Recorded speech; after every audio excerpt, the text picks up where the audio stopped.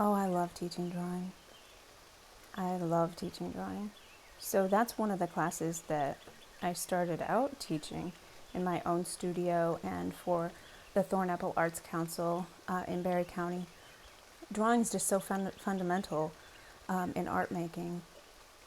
And I come from a classically trained background, and drawing is just the foundation. I love it. It's so important, and it's so wonderful to see what comes out of the kids. A lot of people, kids included, come to art with kind of a mixed combination of fear or anxiety, and that is particularly true with art making. Fear that they can't achieve some kind of perfection that they have in their mind. And I try to dispel that and try to work to steer children in a different direction. And with each success that they have in my classroom with their art making, it just builds these roads to self-confidence. And once they're there, that's self-confidence in everything. And once those roads are built, they're firm. And then they can become traveled again. So when they approach something else, they know that they're capable, that they can handle things, they can do stuff, that they've got some things behind them, they've accomplished some things. And that happens so beautifully with art making.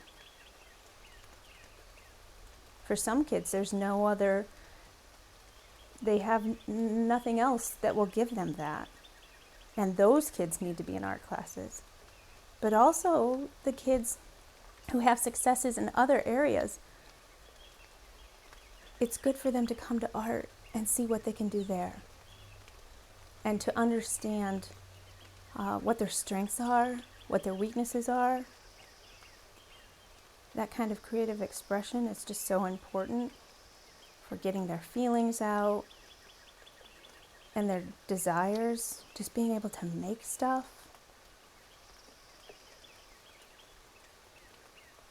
I guess I should say I try to discourage the idea that everything needs to be pretty, because I don't think that. And you know, a lot of us we grow up thinking that that is what art is, it's pretty. So sometimes my students come to me really critical of their work because it's not quote unquote pretty. So I try to help them work through that and see that